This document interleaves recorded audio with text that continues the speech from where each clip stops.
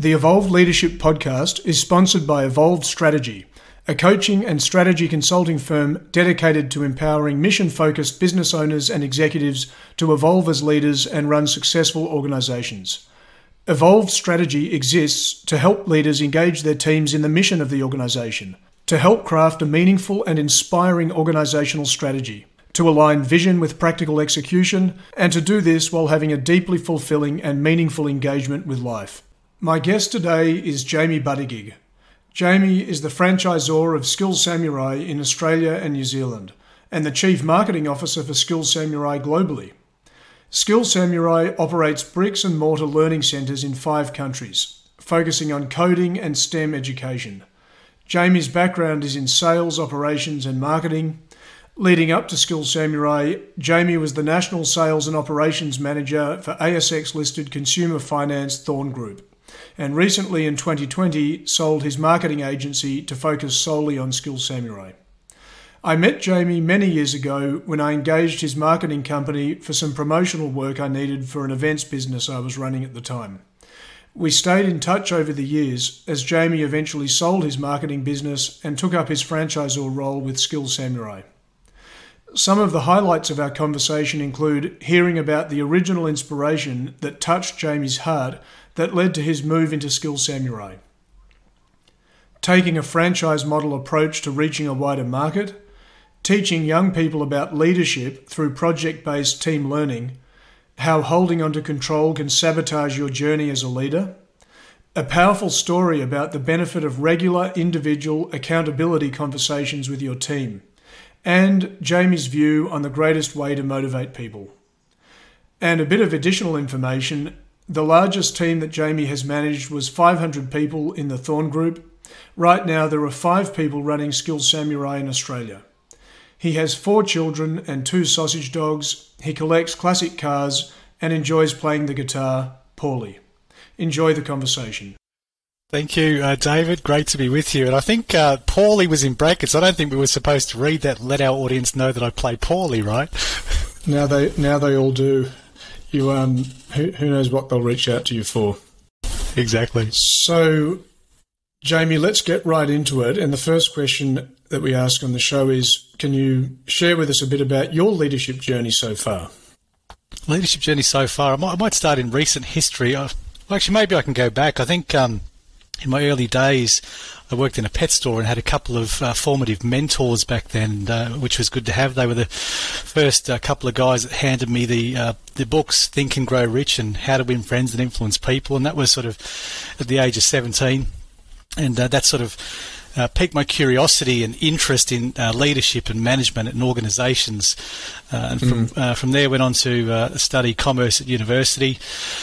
And I guess in recent history, I'll talk about what's led me to Skills Samurai and why. As you mentioned in the bio, I was the National Sales and Ops Manager for Thorngroup, and had many amazing years there and worked with an amazing team that I'm still very proud of to this day, and many of whom I still associate with. But I wanted to get out of sales and ops and into marketing, so kind of a little bit out of leadership actually, and I had a passion for marketing. But to do that, it's very difficult to go from a senior level in sales and ops into a completely new function. So I decided that was the time for me to leave corporate, open a marketing agency from home, which is part of where we connected, I suppose, and just managed a small team of contractors and consultants. And so for me it was having this passion for marketing, or certainly an interest for marketing. I decided that was the time for me to leave corporate and start my own agency working from home, which was quite a good gig, and really enjoyed doing that. Most of my clients, or where we focused our efforts, were based in Canada, the US, UK, predominantly overseas. For us, that's where the opportunity was found. And in that time, again, whilst I enjoyed what I did very much, I came across one particular client named Jeff Hughes. And Jeff, he's the founder and CEO of Skills Samurai, the brand that I'm with today. And I've got to say, most of the work I did was fairly transactional, and it didn't mean that I didn't connect with my clients, but it was kind of transactional to the extent we did a project, we delivered quality work, we got paid, and we moved to the next project. And very rarely I found myself getting emotionally caught up in a brand. And that's what happened with Jeff. Jeff started talking about his brand, and as a marketer, we need to learn and understand what their brand is about, what they stand for, in order to communicate that effectively to their audience. And the more I dug into Skills Samurai, the more I discovered that I was passionate about education. Now, remembering, I'm not from the education space, nor am I from franchising, so it's quite a big leap to have ended up where I am now. But in short, Jeff offered me the role. He offered me a job of CMO, which I declined. I was very happy working for myself and enjoyed a nice lifestyle doing it. But in the end, Jeff was very persistent, and it took around 4 months, and we were sort of back and forth, and many people around me thinking I was kind of crazy. But I had agreed to acquire the master license to bring Skills Samurai to Australia. And some background as to why I did that. I've got 4 kids, and my son in particular struggled a fair bit in school. And as a parent, that's pretty heartbreaking. But one of the things I learnt about that is that when your child starts to struggle, they tend to do so for much of their school career. Okay, their learning methodology doesn't quite fit the factory-based teaching system that operates in our schools currently. And, Jeff talked a lot about Skills Samurai and how each student had a tailored learning path. And I found myself saying, why can't schools be more like this? And really found myself asking this question more and more and saying, we need to bring this concept to Australia. And that led me to where I am today. I'm now the Australian franchisor for Skills Samurai in Australia and New Zealand. I sold the marketing agency to a good friend and colleague up in Coffs Harbour, a guy by the name of James Hannon. So Results & Co., the agency, still exists today, and I think he's just opened an office in the US. So I'm quite proud of James and what he's achieving there. And that brings us to where we are today. We launched our first location. Well, actually, we launched our first location in Castle Hill in Sydney, for those that don't know. But we launched it in between COVID 1 and 2. Australia was faring really well after COVID 1. And so this is a great time to launch.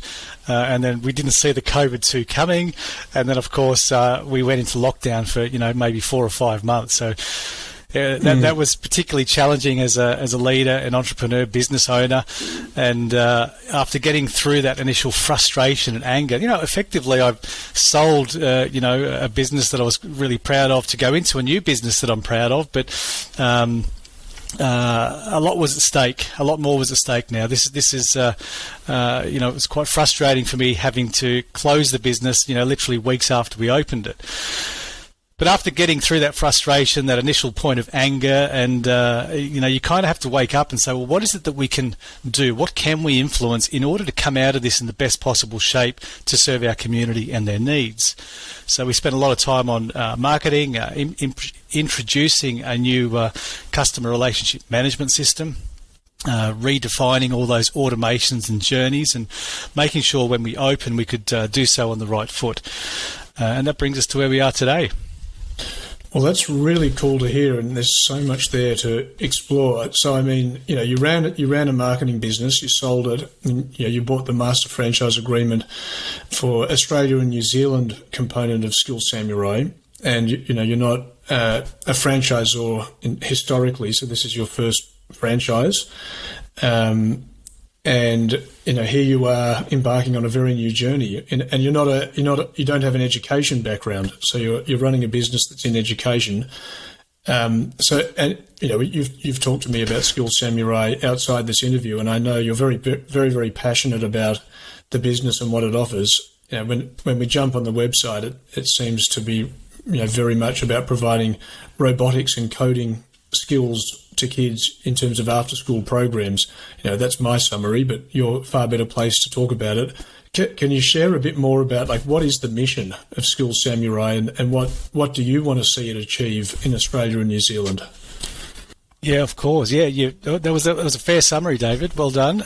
So we provide coding and STEM education to kids, predominantly after school, but also during school holidays. So we occupy that school holiday activity or camp space as well. In terms of our mission, it's really to help kids thrive socially and academically. And that's the simple statement as to what our mission is. But that's really broken up into 4 parts. And the first part is to address the challenges that exist in the current education system and that factory teaching approach. And as I kind of alluded to earlier, we're doing that by having tailored learning paths for each student. The second way that we're helping those students thrive is to help children discover a deep love of learning, because one of the things we know is when children love learning, they do so for the rest of their life, and they become eternally curious, and we just think lifelong learners just make better people in the world.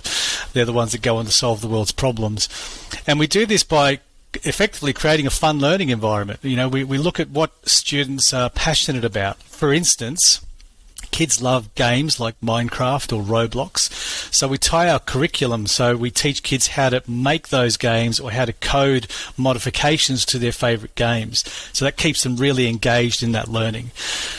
The third way that we achieve that mission is to prepare kids for future careers. And, you only have to look around to see how quickly technology is moving, so much so that schools struggle to keep up. And this isn't the fault of teachers, right? They're bound, by the system, effectively. But there's a big gap in that in the market that exists. And as parents, we can, I can feel certainly that my kids weren't adequately prepared or aren't adequately prepared for what the future is potentially going to look like. And I think lastly, and one that I'm really passionate about, is we exist to help kids build a healthy relationship with technology. And this is something that we all face as parents. When do you introduce devices to kids? What does healthy screen time look like? And unfortunately, the cards are stacked against us as parents, because social media companies and gaming manufacturers and these sorts of platforms the commercial operative is to keep that user on its platform for the longest possible time. And so technology and gaming have become now classified as a behavioural addiction, and parents have a right to be concerned. So our curriculum and our teaching methodology helps kids develop a healthy relationship with technology, and we think this is going to be a larger problem in the future. Many parents, for any kind of education that's after school, I naturally thought I'd love this to be actually part of the general curriculum, not to have to leave school and go and do it after school hours. Do you see a time where what you offer could actually be, part of standard lessons in Australian curriculums, state curriculums, even internationally?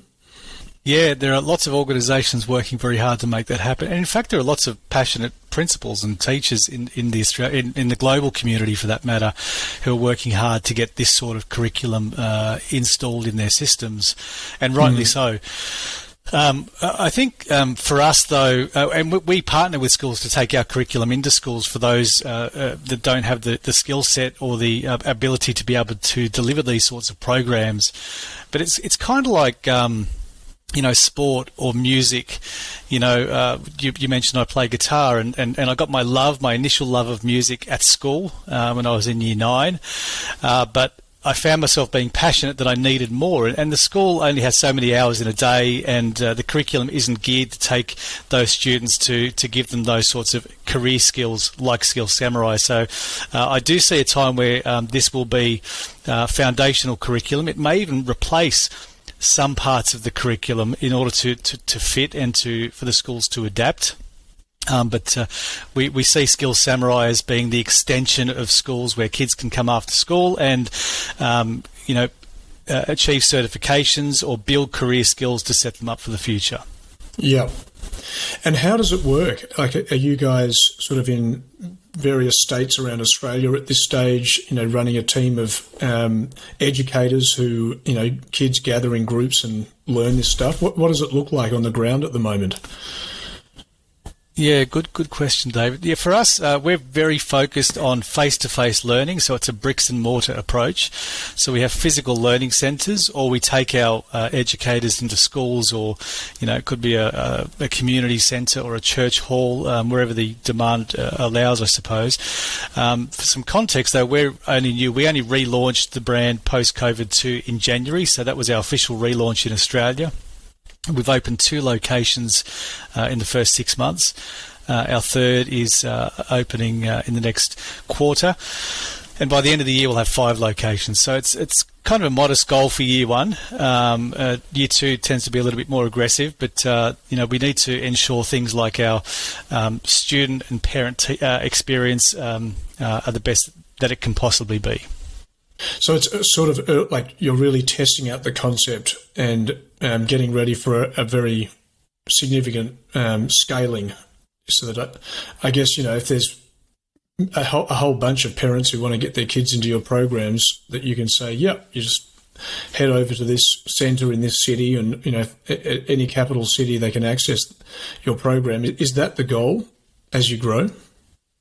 Yeah, okay. I suppose I should have also mentioned that the model is a franchise model. So our vehicle for growth, as opposed to pure organic growth or investment or listing or anything like that, it's franchising, and that was chosen deliberately by our founder, of course, Jeff Hughes, but deliberately to the extent that when we franchise, we're able to find purpose-driven, like-minded individuals with skin in the game. So these are people like you and I who are as madly passionate about kids and education and the gaps in the system, to take Skill Samurai and to deliver it to their local community. So they'd set up a bricks and mortar learning centre in Hornsby or the Gold Coast or Darwin or wherever their hometown is, and bring that curriculum to schools and the local community through a face-to-face approach.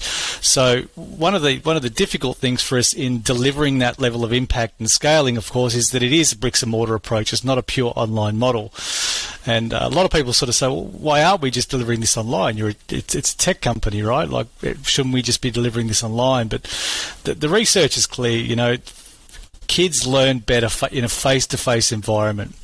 And Skill Samurai, there's a whole bunch of stuff we haven't talked about and won't get time to talk about today, but we do focus heavily on helping kids build core values and helping kids build leadership. And you can only do that through face-to-face learning. And the other thing we found through COVID is that many kids experienced online learning fatigue. So, whilst online has its place, we're going to plant our flag firmly in the sand and say, we're for face-to-face learning. That's what we want to be known for. And it'll come at the expense of a slower growth or slower scaling, but we're okay with that. I want to ask about the leadership component of the training for students who access your programs, because that is very relevant to this podcast. How do you teach young people about leadership through the Skill Samurai programs? I guess at its most simple level, it's through project-based team learning. So an example of which would be a robotics camp that occurs during school holidays. So there's always an individual component of learning and development, but then we always try and bring kids together in small groups, usually 3 to 5, and we task them with a mission. And an example of that might be we're building a Mars rover, and we give them a scenario, and they need to work together to build the best possible design of that robot, and then work together to code it and program that robot to achieve certain objectives. And through that, we give them a series of roles and responsibilities in that team, not too dissimilar to an organisation. So there's someone taking notes, there's someone who's planning, there's someone who's getting the equipment ready, there's someone who's leading the project. And so through the act of doing, in trying to achieve that set goal is one of the most simple ways we can help kids prepare for leadership and teamwork at a very young age. So that's a cool thing to see it in action. Many breakthroughs happen, and you often hear parents come back and say, my child was really nervous, really apprehensive about coming. And one particular student I've got in mind, it was her birthday. She came to camp. She was really nervous. She'd never done any coding or robotics before. And her dad came to pick her up a little bit earlier. The class hadn't ended yet. And Dad sort of saying, well, we've got some presents at home. The family's waiting. We're going to cut a cake. And she didn't want to leave, And so, you're providing a great educational experience and developing that love of learning and teamwork when you can get somebody, because you've got to look at the context of a camp. We've got, 10 to 20 students coming together from all different schools. Like, these aren't students that know each other. So there's a whole lot of social integration that needs to happen very, very quickly. So that's one of the ways that leadership occurs. And another thing that we do, we have a series of values that when our educators observe that behaviour in action, they're rewarded for displaying that particular behaviour. So it's another way that we do that. Well, that's really useful. And one of my formative experiences in coaching and leadership was a youth leadership charity, which I talk about, in more detail on episode 0, where I attended programs in my early and mid-20s where it wasn't robotics and coding, but the concept of we had resources, wooden planks, ropes, various things, and we were tasked to, build a bridge, and there were various groups, and it was actually incredibly powerful to, have physical materials, have a task to achieve, go through that process working with a group. And, there's always the point at which you see, okay, who's going to step up and take leadership? And someone has to do it. Sometimes a group, just moves forward without actually appointing a leader. Both are interesting scenarios to review, but I can see how, what you just described would be ripe ground for leadership learning, both consciously and unconsciously for young people. So that's really cool. And what about you, Jamie, Thank you. in terms of your leadership insights? Let me ask it the question this way. What would you say is one of the greatest challenges that you've faced as a leader, and how did you overcome that? Greatest challenges?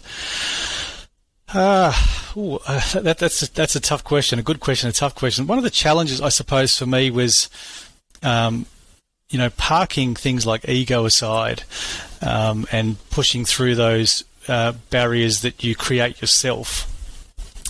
And one of the things that I learned in my career was that people are always more capable than you allow them to be.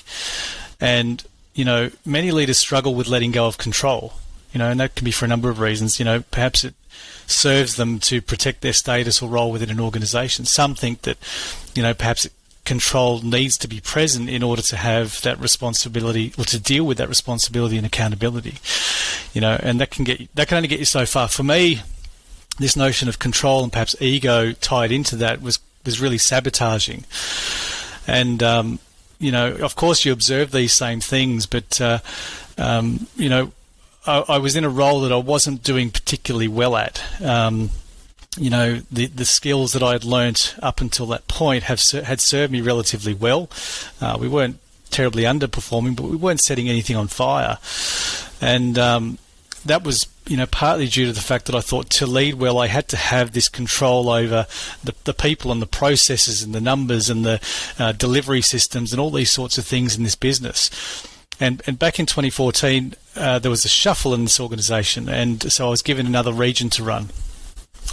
And in this example, this region was last on every metric possible. There were 11 regions in the country, right? And I suppose the optimistic side of Jamie thought, well, the only way we can go is up. But it was a massive mountain to climb because we had 5 business unit managers there, so it was responsible for 5 P&Ls and about 50 in this team. And many of them were seasoned campaigners. They had been in this business a long, long time, but they were the sort of people, because they were there for so long, they were institutionalized, and they existed to do the bare minimum possible. And so this was a really tough rock for me to pull, and I had to really shed some of those old preconceived ideas and change the way that I approach people and leadership. And the first was to have genuine open conversations, and it was less about tying people to organisational goals. A lot of leaders talk about how do we tie your personal goal to the organisational goals. That'll get people motivated. And I don't think that's entirely true. I think that people are smart. Employees are smart, and they can see when you are, trying to get them tied to something that is self-serving. And so for me, it was about just saying, well, who are you, and why are you still here, and how can I clear the path, and what do you need from the organisation, or what do you need from me? And it took some time, but when they understood that I actually cared, and I genuinely did care about these people, that that process of their personal goal alignment to organisational goal alignment happened naturally at their choice. And so that was something that happened when I let go and I gave and extended trust, and also really understood how to apply that care that I probably always had. The other thing was, I guess, that came out of all that is accountability. Often leaders are scared, and I was one of those leaders. I thought, I'd like to lead with the carrot rather than the stick. But the truth is the best results lie somewhere in the middle of those. And, implementing structured weekly catch-ups and accountability sessions. And even to this day, years later, there's one gentleman I think of in particular who loved these accountability sessions, hated them at first. He was a veteran in the organisation, couldn't stand, having someone hold him accountable. But in the end, this is the guy who had been in the same entry-level role for 13 years in the organisation. And by the time I had left that region, he'd gone up 2 or 3 levels in his employment, and that hadn't happened for 13 years prior. So, really proud of that team and the changes that I was able to recognise and make in myself, but the changes these guys were able to make. So I hope I answered that question there. You did, yeah, and there's some really cool stuff there. So when those accountability conversations, were they group sessions that you facilitated, or were you working, did you have one-to-one accountability conversations with your team members at the time? There were 2 involved. We implemented something called 4 Disciplines of Execution. I'm not sure if you've read the Franklin Covey book, but that's a process for team accountability and to help build this operational rhythm within an organisation. And that was particularly helpful to us. But the conversations I'm referring to in this instance are the individual accountability sessions. And I made it a point to have weekly catch-ups, not monthly or not quarterly, but they had to be weekly for me. And even if it was just on the phone, and this is still before Zoom was really widely used. It was used, but it wasn't widely used. So I'd try and get to them. We'd have a coffee, and they were fairly structured, a set of questions that we'd kind of ask, and some clear takeaways that we'd either both have to work on, or particularly that team member would need to work on. And would you say that these were coaching conversations, or were they more operational, like around accountability for tasks, that they had set up for the week ahead, and you were there checking in with them on how they're going, or was it a mix of both or something else? Yeah, great question. Definitely a mix of both. They were always there. I'd walk into these sessions saying, how can I clear the path? What can I do this week to make your role easier so that you can achieve your objectives? But then, by the same token, if there was something that needed to be approached, or a behaviour that needed to be coached, or they needed to be held accountable for something, we had to have those frank and honest conversations. And the team members, we found that given that accountability and given that guidance and structure is when the team performed well. And the thing I didn't mention in all of that is that after 8 months, this team was number 1 across almost every metric: sales, operations, collections, arrears, customer satisfaction, and culture. Like, you can go across every KPI, and this group of people, this same group of people that hadn't been able to move, these veterans in the company that were in 11th place, and they existed to be 11th because that was the easiest way to turn up to work. They let go of complacency. Together we built this culture of constant improvement. And I think people naturally like to win, and when they started to have a taste for what winning looked like and what success looked like, they built this massive sense of pride. So, in amongst all that, there's some healthy competition as well, I guess. When leaders coach their teams well, they get better outcomes. You are talking about a very real, direct, practical example of that, where, yes, your conversations did include operational aspects, but you were absolutely coaching them. You were coming saying, I'm here to support you. How can I help this week? And you were listening, and you were helping them work through that. And they knew that you were going to do that each week. And when you do that, people respond in very positive ways. They're more engaged, and just one of the metrics among the number you've shared to call out is these people that were just sitting at the bottom level were actually starting to move forward and move up the ladder, which indicates progress, growth, and evolution. Given that you've got that capability, Jamie, as Skill Samurai grows, the really cool thing is that you're going to be able to bring the same approach. As the team starts to grow from 5 and larger, and it spreads out, you'll be able to infiltrate that same coaching culture throughout the organisation. Which I harp on about it, but I'm going to continue. It's the number one thing that I've found in my career that helps organisations motivate teams and get the best performance from their people and be the most profitable is to coach team members regularly. So that's really cool, and thank you for calling that out and giving such great practical examples of it. Yeah, you're welcome. And I think one of the other things for leaders to keep in mind is that when you're having those conversations, don't always give them the answer. You might know the answer. You may be desperate to tell them this is the way it needs to be done. We need to get this done today. Just shift it and give them the autonomy and the sense of significance, the things that we thrive on as human beings, right? And so, what do you think, David, that we need to do today to get this rock to move? And that when they come up with the answer themselves, they're always more committed to the execution of that solution. I can tell them how to move the rock, but because it came from me, there's always an ounce of reluctance, there's an ounce of resistance, there's always something that there'll be a block there.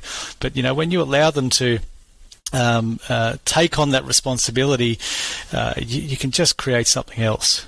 Yeah, and you're guiding them to come to their own answers, and that is the essence of coaching.